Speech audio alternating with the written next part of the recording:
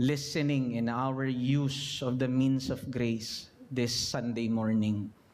Alam namin, Panginoon, na binubuksan mo ang pintuan at ang kalangitan ng iyong trono at kung saan dito ay binubuhos mo mula sa iyong trono ang mga pagpapala at nourishment na kinakailangan ng iyong mga tinubos. Kaya kami po ay nagpapasalamat sapagkat alam namin sa oras na ito, hindi mangyayari ang bagay na iyan kung wala rin ang iyong banal na Espiritu.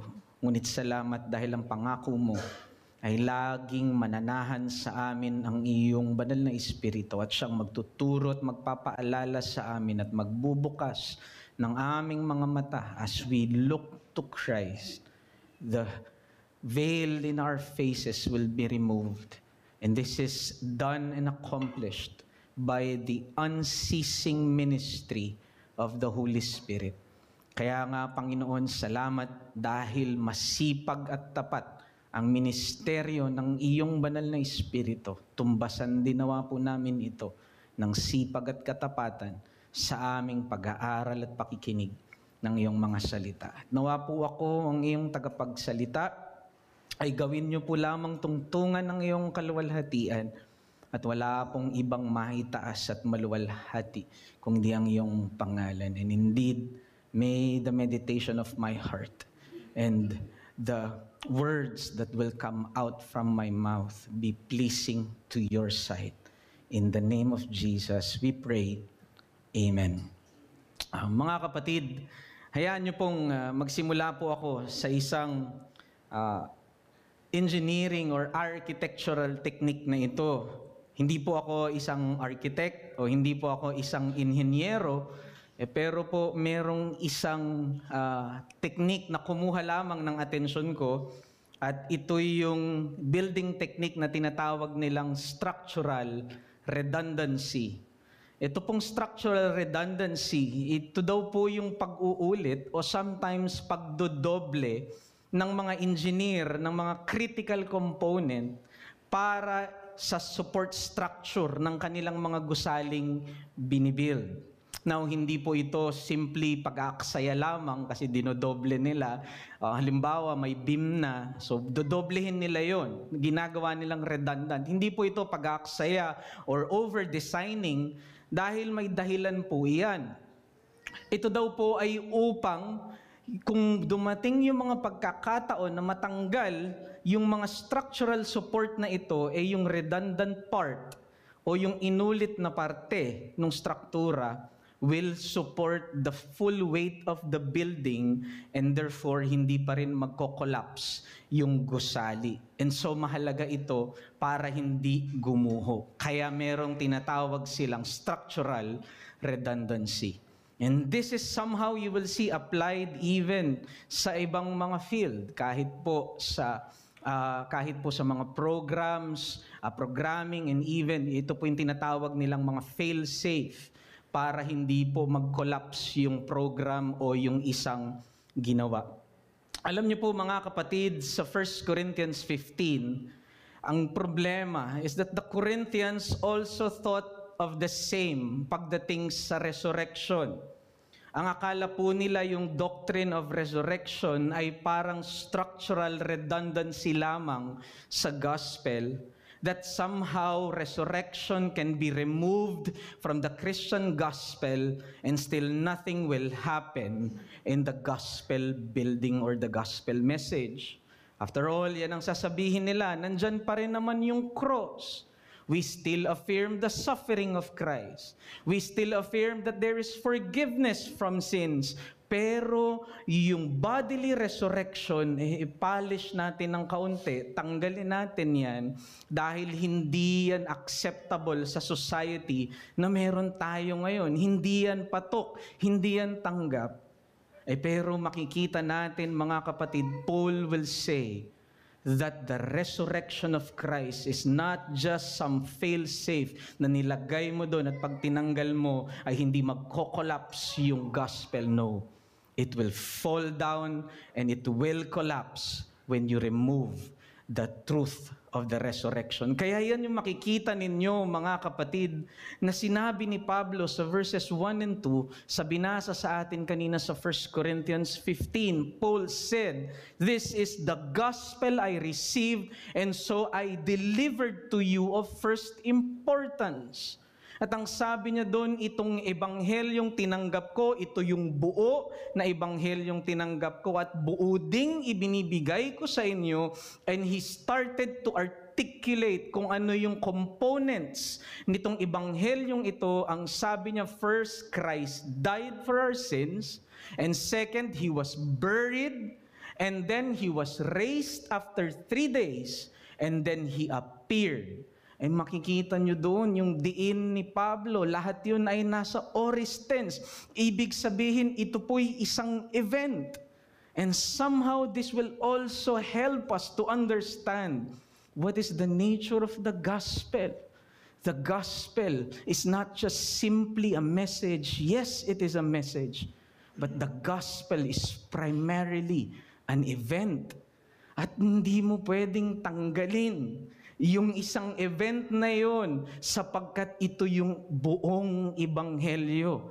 At ang sinasabi ni Pablo, ang buong ebanghelyo ay namatay si Kristo sa mga kasalanan, nilibing siya at siya'y muling binuhay matapos ang 3 araw. At siya'y nagpakita sa mga apostol, kay Cephas, kay James, and last of all, sa akin. Now, you would ask, my brothers, bakit po kaya may ganyang denial sa resurrection sa mga taga-Korinto? Well, siguro sa atin, hindi na tayo naiiba dyan, sapagkat ngayon ay meron tayong mga, alam nating mga atheist and even yung mga tinatawag quote-unquote Christian liberals na dinideny din ang resurrection. Yung mga atheist, dinideny nila ito dahil naniniwala silang walang Diyos. Yung mga Christian liberals, hindi ko nga alam kung dapat pa silang tawaging Christian. Itong mga liberals na ito, they deny the resurrection sapagkat naniniwala daw sila na primitive na ito. Lahat ng mystical, lahat ng hindi scientific ay dapat tanggalin sa Biblia. And so, pwede nilang sabihin, totoo naman, yes, they can affirm Christ died, Christ suffered, Christ was crucified, pero tanggalin na natin yung resurrection. Sabihin na lang natin na si Kristo ay nag-resurrect na lang sa puso ng mga disciples. Now, for us to better understand bakit dinideny ito ng ibang mga taga-Korinto is because they are immersed in 3 things. And there's 3 things worth mentioning. First, yung mga taga-Korinto ay immersed po sila sa Grecian dualism. At ang dualism na ito is popularized by Plato na kung saan tinuturo po nila na kung ano man yung mabuti and superior, it is always the immaterial. At ang mga inferior na mga bagay ay yung mga physical na bagay. Kaya nga pagdating po sa tinatawag na Epicureanism, makikita nyo po dito, later, mababasa nyo po yan sa chapter 35 onwards, i-mention ni Paul dyan yung katuruan ng mga ito na ultimately, ang mabuti lang talaga ay yung spiritual realm. And anything physical is evil. In fact, ito yung katuruan ng mga early Gnostics na sinasabi po nila na to be delivered from physical bodily existence is salvation. Meron nga po silang mga kwento pa nga ng mga Diyos nila na isang form ng punishment ay yung ikaw ay mabuhay ulit sa panibagong bodily existence. Just imagine that. Na ito yung culture na immersed ka, na lahat patungkol sa resurrection ng katawan ay evil at masama. In fact, existence in any material form is evil.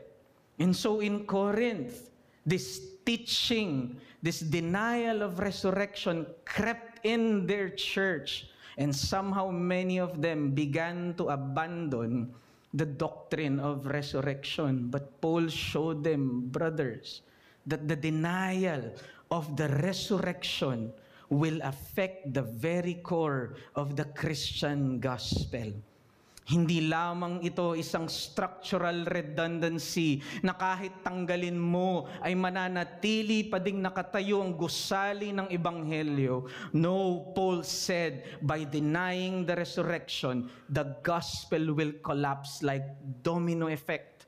And yun yung makikita ninyo na ginawa ni Pablo as it was read to us.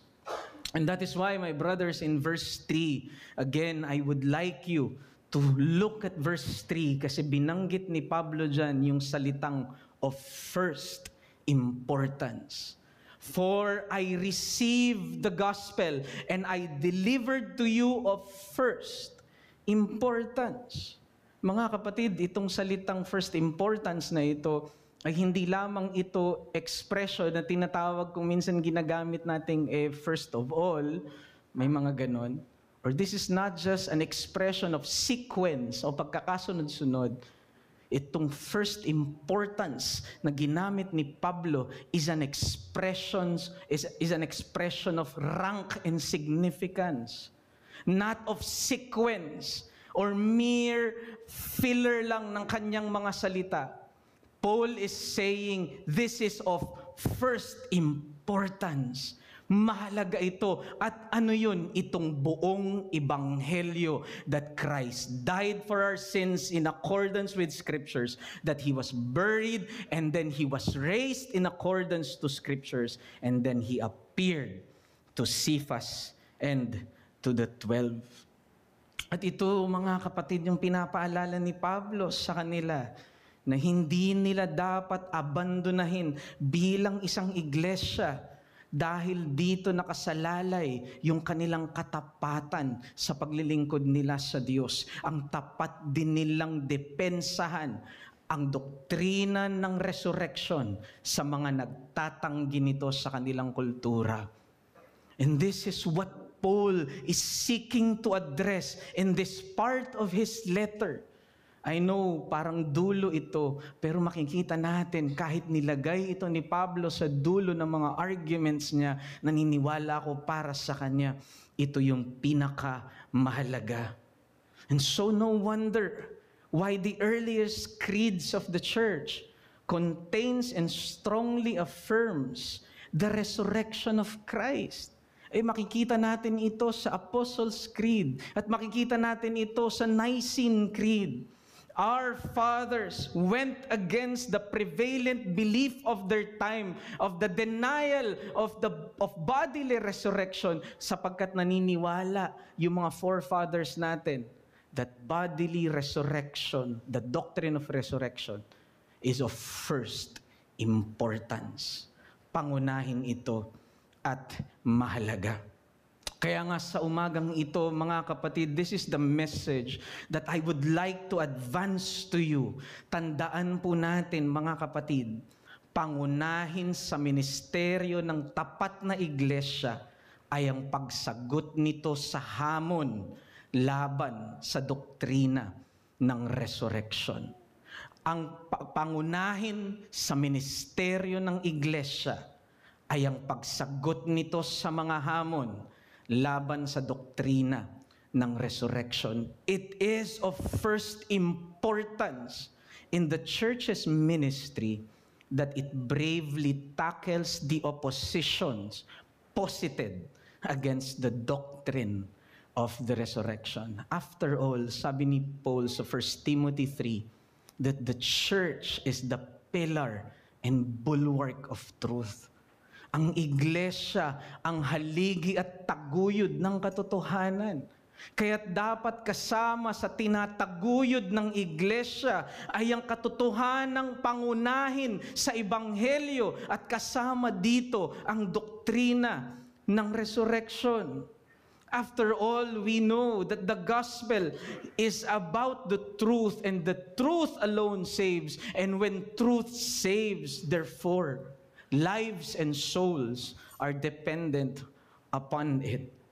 So yes, brothers, we affirm the importance of the cross. We affirm the importance of Christ's suffering and death, but likewise of first importance, we also say and affirm the importance of the empty tomb. My brothers and sisters, this is an event. At ang Ebanghelyo bilang isang buong pangyayari sa kasaysayan ay hindi natin pwedeng piliin kung ano lamang dito ang katotohanan. Because the Christian gospel belongs not on the editorial section of the newspaper, filled with opinion of men and philosophies of men and sentiments of men. The Christian gospel belongs to the headline. Ito'y nasa harapan mismo ng dyaryo pagkat ito'y patungkol sa isang event na naganap. Sa krus, sa kamatayan, muling pagkabuhay at pagpapakita ng ating Panginoong Hesukristo. Ngunit ito yung tanong sa atin, paano po ba nating tapat na sasagutin yung mga hamon na ito laban sa resurrection? How can we as people of God answer these objections posited against the doctrine of resurrection? Dalawang bagay, mga kapatid, ang panghawakan natin. Una, panghawakan po natin ang patutuo ng Biblia, at pangalawa, panghawakan po natin ang pagtitibay ng kasaysayan. Una, ang patutuo ng Biblia, scripture witness. And second ay yung pagtitibay ng kasaysayan, historical accounts or historical testimony. Una, mga kapatid, kailangan nating panghawakan yung patutuo mismo ng Biblia. Hindi ko po alam kung familiar kayo doon sa hymn na I serve a risen Savior. Ito po, mga kapatid, was published in 1933. At ito po ay kinompose ni Alfred Ackley, isang Presbyterian minister. And let me just read yung ilang mga lines dito sa awiting ito, and I think you're familiar with this. He lives, Christ Jesus lives today. He walks with me and talks with me along life's narrow way. He lives, salvation to impart. And tignan niyo po ito. You ask me how I know He lives. Tanong mo bakit ko alam? Because He lives within my heart. Sa puso ko'y siya'y buhay. But brothers, as much as we were blessed by this glorious hymn, this is not how Paul taught us how we can know for sure that Christ lives. Because at the end of the day here, Paul began not with how he felt in his heart, not of what his opinion is about the resurrection. Hindi ito patungkol sa kanyang sentimiento. Nagsimula si Pablo sa sinabi ng kasulatan. Paul began by going first and foremost to what scriptures attested. At ito'y mahalaga sa atin, mga kapatid. Dahil sa pagtatanggol din natin sa doktrina ng resurrection, hindi tayo dapat umaapila sa filosofiya, sa mga opinyon ng tao, sa mga sentimiento at nararamdaman natin. We appeal first and foremost to scripture witness. And you will see this in verse 3. Ang sabi ni Pablo dyan, 2 beses niyang ginamit yung word o yung phrase na in accordance with scriptures. Ang sabi niya doon, Christ died for the forgiveness of sins in accordance with scriptures. And then sabi niya doon, He was buried and then He was raised in accordance with scriptures. Alam niyo po, si David Garland, sa kanyang commentary dito, sabi ni David Garland, naniniwala po siya na yung tinutukoy ni Pablo dito na in accordance with scriptures is not talking about New Testament scriptures. Because at the end of the day, ang tinutukoy ni Pablo dito na scriptures ay yung Old Testament o yung lumang tipan. Sapagkat alam natin, by this time, Paul was writing to the Corinthians, wala pang New Testament. In fact, one of the earliest letters na sinulat sa New Testament is Corinthians. It is fourth. Ang unang-una, alam natin, either James or 1st and 2nd Thessalonians. So hindi nito tinutukoy yung New Testament scriptures. It is the Old Testament that Paul is affirming, that is also affirming the resurrection of Christ. Ano pong halaga nito sa atin? Alam nyo mga kapatid, mahalaga ito dahil ibig sabihin ni Pablo ang resurrection ay hindi isang Pauline invention or apostolic innovation. Hindi ito isang bagay na inimbento lamang ng mga apostol dahil namatay si Kristo at kailangan nilang yung mag-isip ng pamamaraan upang ipagpatuloy yung kahangalan na ginawa nila. Sapagkat ayaw nilang mapahiya si Kristo, lalabas siyang sinungaling, and so gagawa tayo ng paraan. And this is the accusation of the liberals and atheists right now. And yung iba naman ang sinasabi, dahil nag-hallucinate lang yung mga apostol. Kaya parang naisip nila na nag-resurrect si Christ dahil sobrang nilang namimiss ang kanilang Panginoong Jesus. Sabay-sabay silang nag-hallucinate. Hindi ko alam kung posible yan. Ito nakapagtataka, ang sabi ni Pablo, hindi lang yung mga apostol yung witness, there were also 500 witnesses. Para mag-hallucinate yung 500, hindi ko alam kung anong pinainom mo sa kanila. Pero hindi ba nakikita natin dito that what the New Testament did is it just affirmed and witnessed to the glorious prophecies written in the very pages of the Old Testament. Kaya't ito yung panghawakan natin bilang katotohanan sa resurrection. Dahil una sa lahat, hindi ito imbensyon ng tao, bagkus bahagi ito ng plano ng Diyos sa kaligtasan doon pa lamang sa lumang tipan. Inuulit ko, kapatid, ito yung panghawakan mo dahil yung katotohanan ng resurrection, una sa lahat, ay hindi imbensyon ng tao, bagkus ito'y bahagi ng plano ng Diyos sa kaligtasan doon pa lamang sa lumang tipan. Kaya nga, the New Testament, you will find it punctuated with this phrase. Most of the New Testament, you will find, lalo na sa four gospel, it is punctuated with this phrase. And this He did. And this Christ did. That what is according to Scriptures might be fulfilled. Makikita mo yan littered across the Gospels because it affirms what the Old Testament prophesied na gagawin gloriously ng ating Mesiyas. And the most glorious work Christ did according to Scriptures is not only His suffering and death on the cross, but one of the most glorious thing our Savior did is when He emptied His tomb and rose from the grave. Because brothers, the resurrection is God's yes and amen to the gospel. The empty tomb is God's very approval to the cross of Christ. Kung wala ang resurrection, mababaliwala ang ginawa ni Kristo doon sa krus ng Kalbaryo.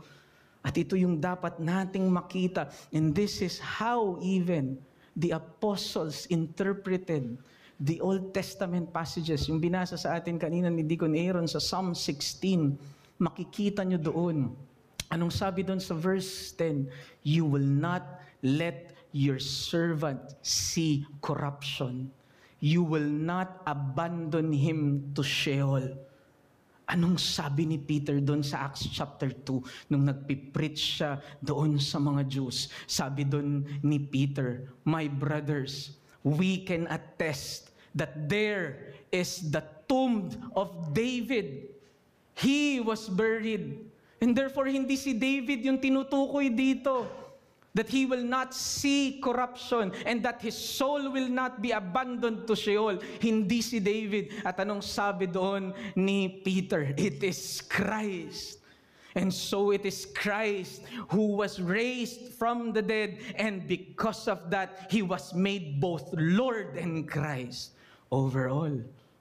Yan, ang panawagan ni Pedro sa kanila, kaya't lumuhod kayo't magpasakop sa haring ito.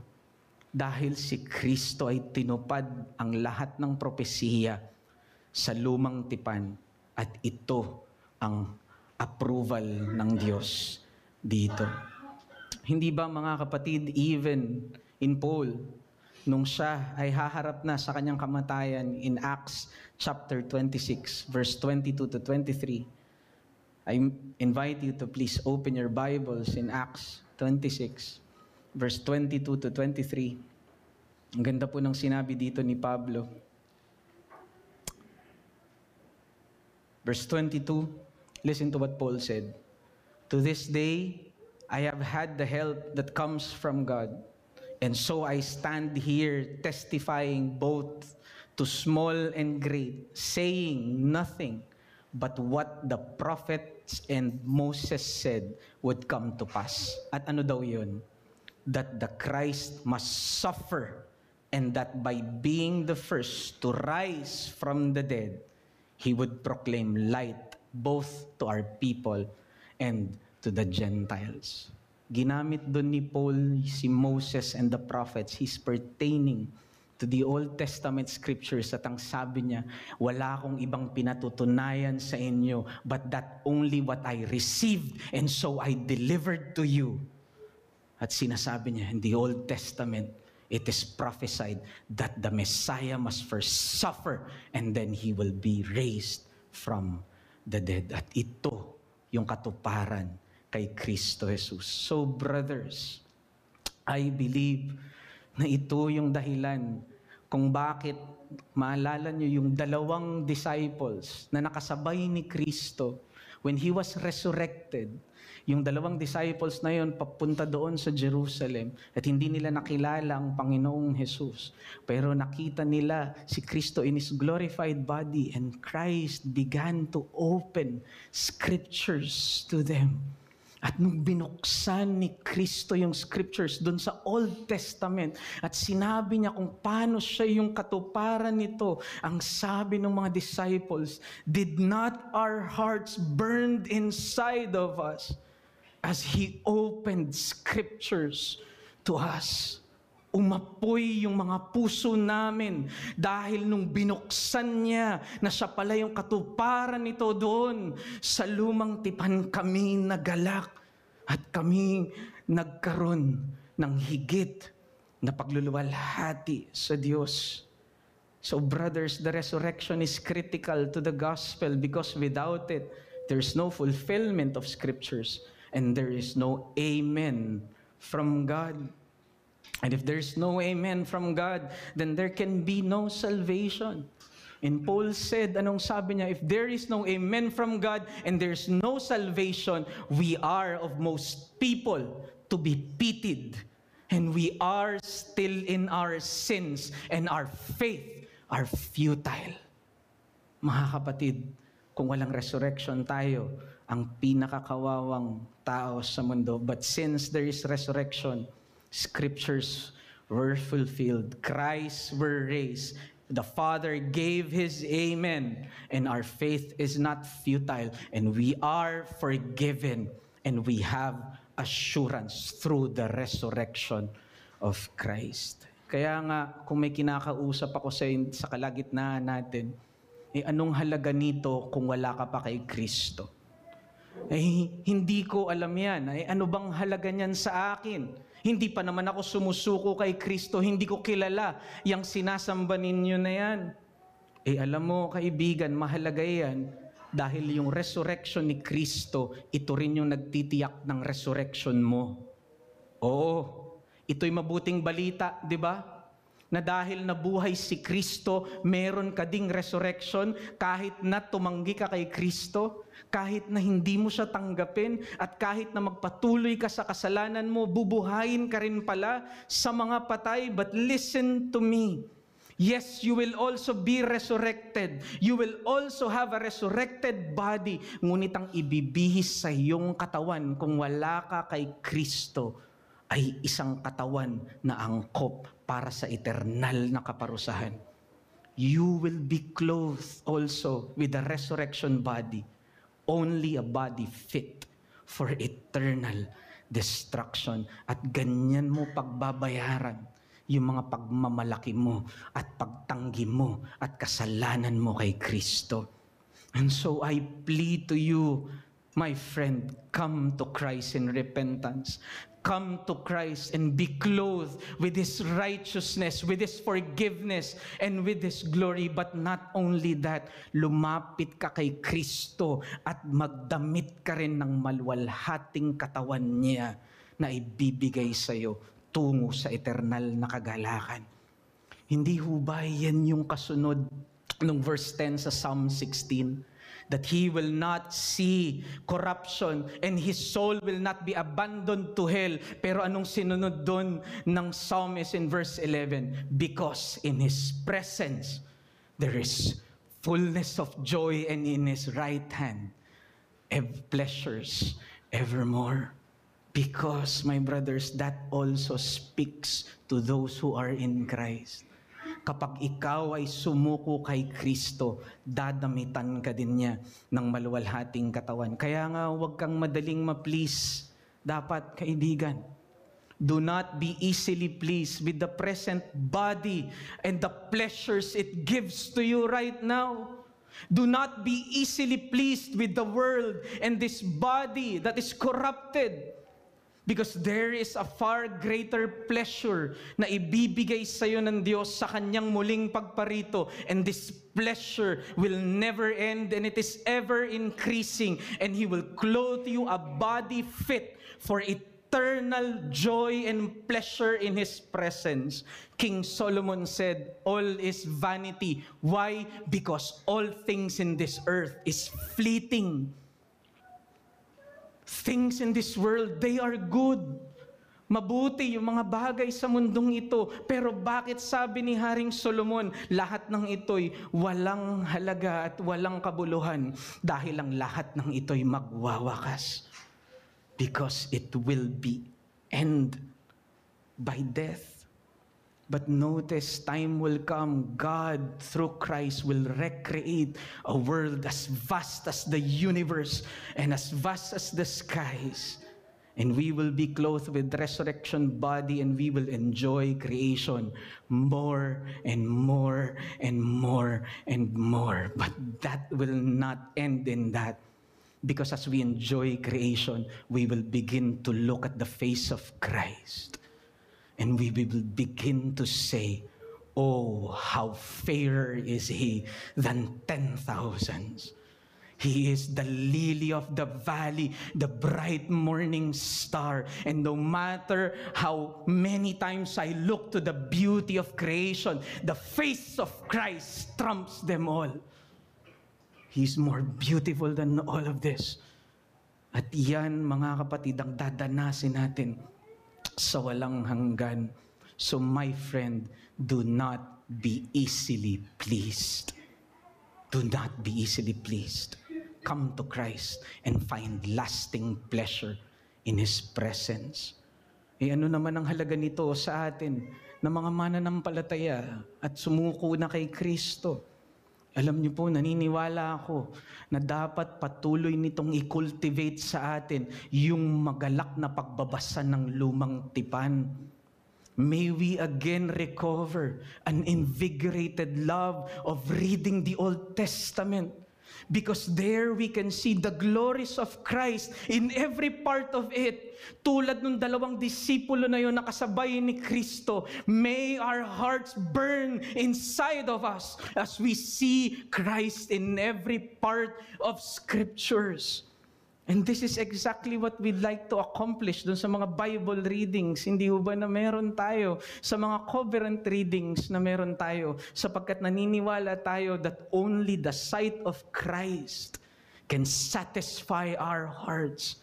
Only the sight of the resurrected Christ can make our hearts burn, because our hearts are cross-shaped, and only is the vision of Him will satisfy this. Kaya kapatid, baka kailangan mo ulit i-resurrect ang pagbabasa mo ng Biblia. Baka kailangan mo ulit ibalik yung spiritual discipline na ito na iyon ang napabayaan. Kaya't nawaya sa pangangaral na ito, makita mo kapatid na ang susi sa may kagalakang pagninilay ng Biblia ay ang makita mo sa bawat pahina nito ang kalwalhatian ni Kristo. The key towards a joy-filled Bible reading is to see Christ even in the Old Testament. So make your Bible readings always Christological. This will also enable us to faithfully defend Christ and His resurrection laban sa mga hamon at pagtanggi dito. At yan yung unang punto natin, mga kapatid, patotoo ng Biblia, scripture witness. But the second thing na dapat nating panghawakan at bilang panagot sa hamon ng resurrection, laban sa resurrection, ay yung pagtitibay ng kasaysayan or historical testimony. Mga kapatid, hindi ko po alam kung familiar po kayo sa cry of Pugadlawin noong 1896.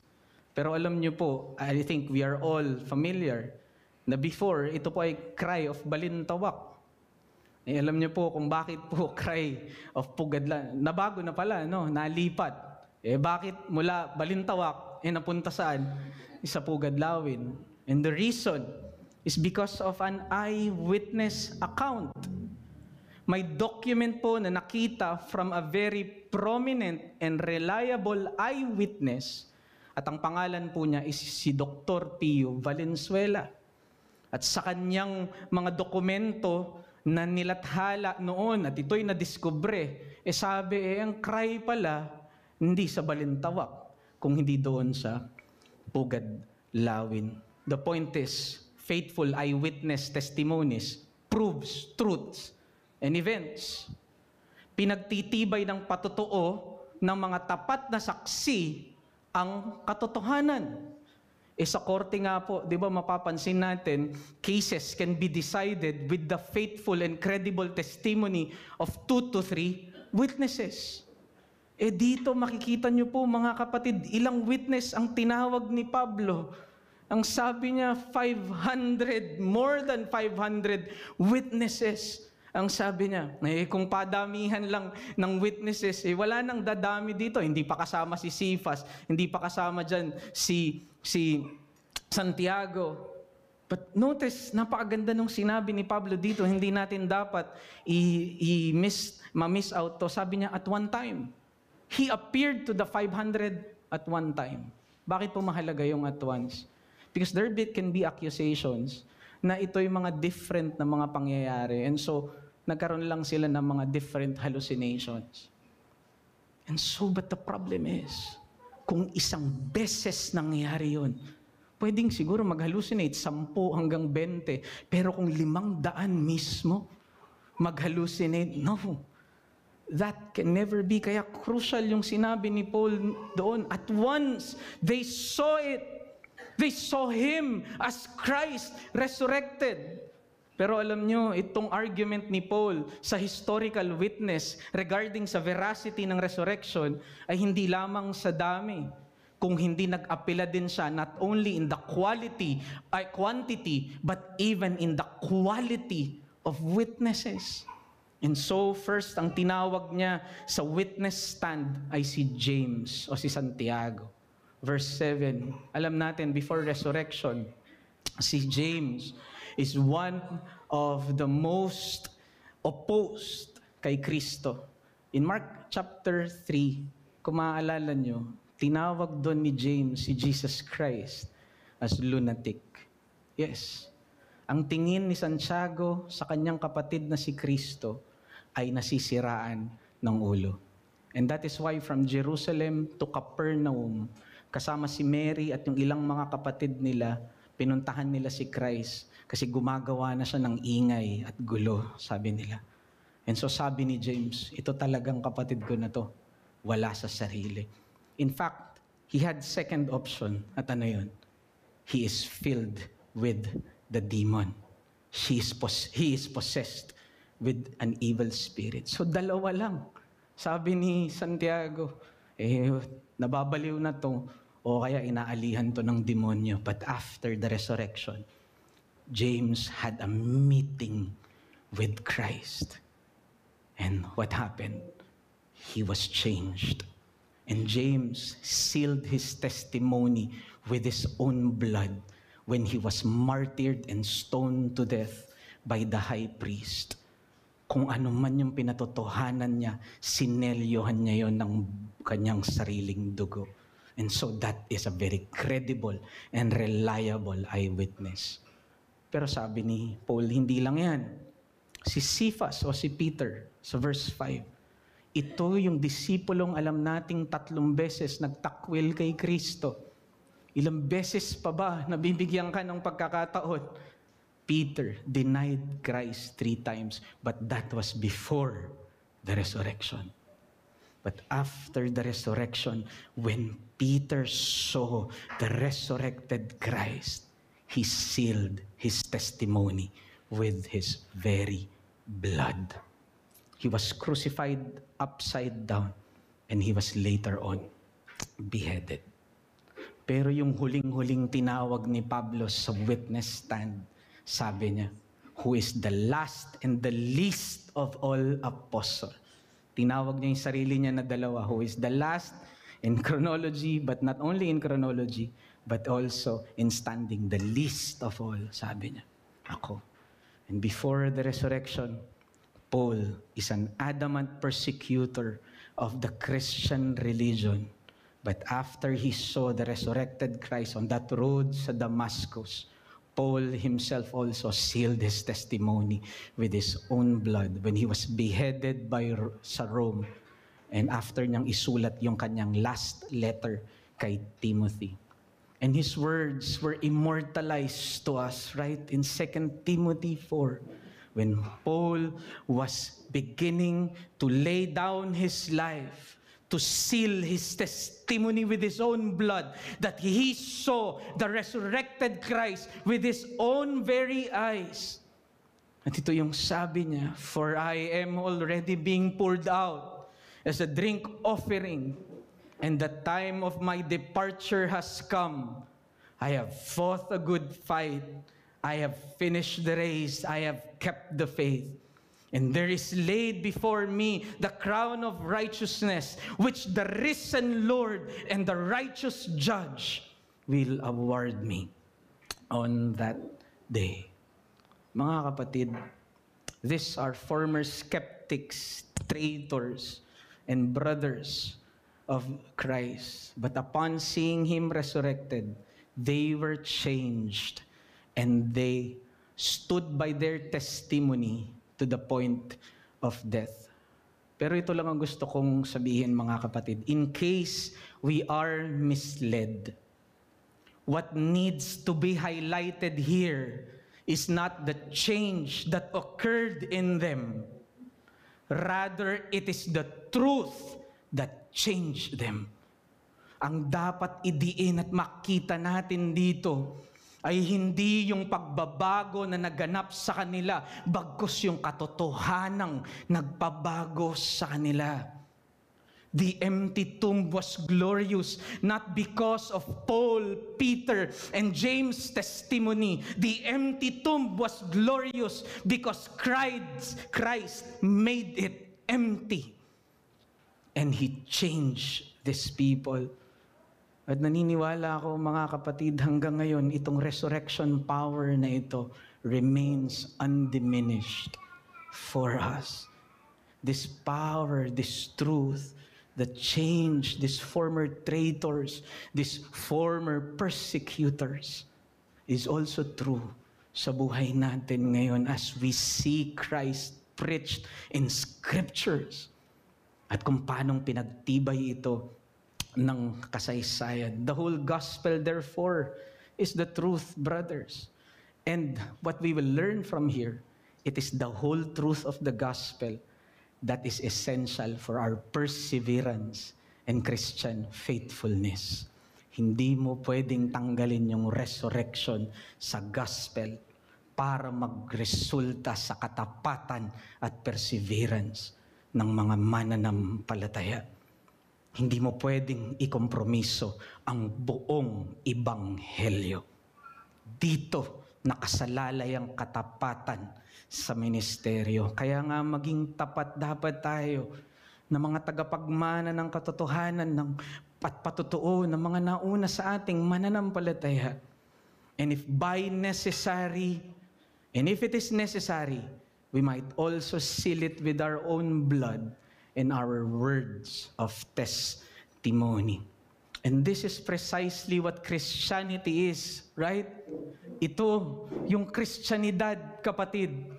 At kung may nakikinig dito, ito kaibigan, yung Kristyanidad, kung wala ka pa kay Kristo, tandaan mo ang Kristyanidad ay hindi patungkol sa mga Kristiyanong tapat na humahawak sa katotohanan. No, we dare say na ang Kristyanidad ay yung katotohanan ng Ebanghelyo, ang tapat na humahawak sa mga mananampalataya. Because anyone can manufacture their own truths, but it is truth alone in Christ that can produce faithful Christians.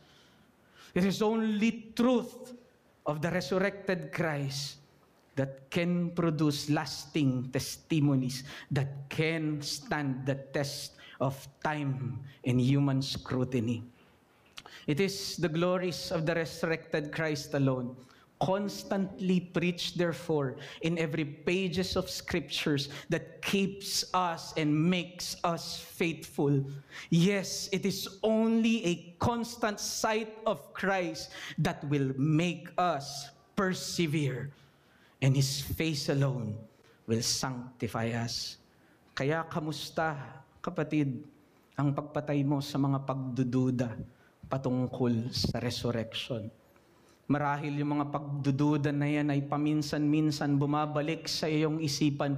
Minsan, hindi mo sinasadya, marahil.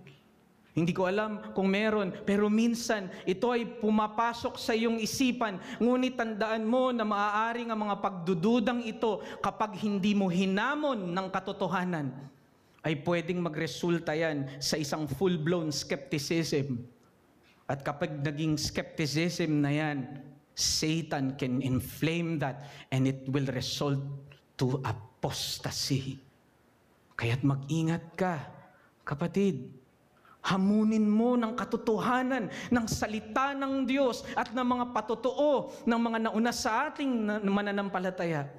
Ang mga pagdududang ito, hinahamon mo ito dapat at sinisikil mo ito ng mga kaluwalhatian ni Kristo sa kanyang salita at sa mga lingguhang pamamaraan ng biyaya. Kaya napakahalaga ng ating mga pagtitipon every Lord's Day sapagkat ito ay sanctifying para sa atin dahil pinapatay natin dito ang mga doubts na ito. Let me clarify, hindi ko sinasabi na kasalanan yung mga doubts na ito. I believe natural ito sa mga limitadong tao tulad natin. Ngunit ang kasalanan ay kung hindi natin hinaharap at sinasagot yung mga pagdududa na ito ng mga katotohanan ni Kristo sa ating buhay. Kaya kapatid, maaring ang rason pala sa patuloy mong pagdududa ay ang iyong kapabayaan. Baka ang rason sa patuloy na doubts na yan ay hindi mo kasi china-challenge yan. And instead, yung mga doubts na yan, ang ginagawa mo ay ini-inflame mo pa at kinokonsume mo pa yung mundo. That is your constant appetite. No wonder na yung mga doubts na yan ay lalalim at lalaki. Dahil ang pinifeed mo sa isip mo at sa puso mo ay ang mundo, ang nakikita mo ay mundo, ang napapakinggan mo ay ang mundo, at ang pumapasok sa puso't isipan mo ay ang mundo. And if your constant appetite is the world, you will become like it, like some of the Corinthians who began to abandon the doctrine of resurrection. But I challenge you, have a constant sight of the resurrected Christ in Scripture and in the means of grace. Remember si Peter, nung account niya doon sa Mount of Transfiguration, nung nakita ni Peter yung glories ni Christ, anong sabi ni Peter? But compared to what I saw, you have a more sure word of prophecy than that. Ang sinasabi ni Peter doon, kung ano man yung na-witness ng aking mga mata, alam nyo, yung hawak nyong Biblia ay mas higit pa. And so, brothers, let us open daily scriptures, even the Old Testament.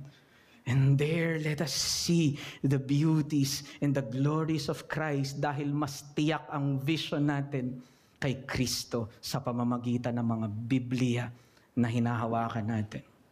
And I say this also sa mga estudyante at kabataan na naririyan sa mga universidad at akademya. Tandaan ninyo, mga anak o mga kapatid, parte ito ng matapat na tungkulin ninyo ang itaguyod ang karangalan ng iyong Kristo. Ang sabi sa 2 Corinthians 10:5, we destroy arguments and every lofty opinion raised against the knowledge of Christ. In 1 Peter 3:15, ang sabi ni Peter sa kanyang mga sinusulatan, always be prepared to make a defense to anyone who asks you for a reason for the hope that is in you. Parte ng tungkulin ninyo, mga kabataan, ang ipaliwanag at laging maghanda patungkol sa pag-asang mayroon kayo kay Kristo Jesus. At tandaan ninyo, enough yung pag-equip sa inyo dahil naririyan ang Biblia at naririyan din ang mga patutuo ng kasaysayan upang gawin kayong handa na sagutin ang mga hamon na ito sa katotohanan ng ating pananampalataya. This is also your sacred duty. Do it to honor your King. Do it to honor and love for your Master. And so, brothers, in closing, hayaan nyo lamang po na sabihin ko sa inyo that the resurrection is really of first importance. Kasama ito sa buong gospel. Bakit? Pansinin po ninyo, nung inisyo ni Christ sa Matthew 28, yung kanyang Great Commission sa church, it is by virtue of His resurrection. But notice this, nung binuksan yung history ng church sa Book of Acts, it is also by the fact of the resurrection in Acts chapter 1, because Christ was raised. Pero tandaan po natin ito, the scriptures ends in Revelation with the sight of Christ and our very own resurrections. And so, brothers, this is part of the gospel that we proclaim and we receive. Not only Christ and Him crucified, but also Christ and His empty tomb. Mga kapatid, tayo po'y magwakas sa pananalangin. O aming Diyos, kami po'y lumalapit sa inyo. Tulungan niyo po kami, Panginoon, na maging tapat na iglesia. At nawa po, Panginoon, makita namin na lahat ng kakailanganin namin ay naririto na, Panginoon, na ibinigay mo sa aming harapan upang sagutin ng mga hamon sa resurrection. Ang kailangan lamang, Panginoon, ay kami rin ay maging masikap. Because Christianity is the religion of the mind. It is concerned with the intellect because it is founded in truth.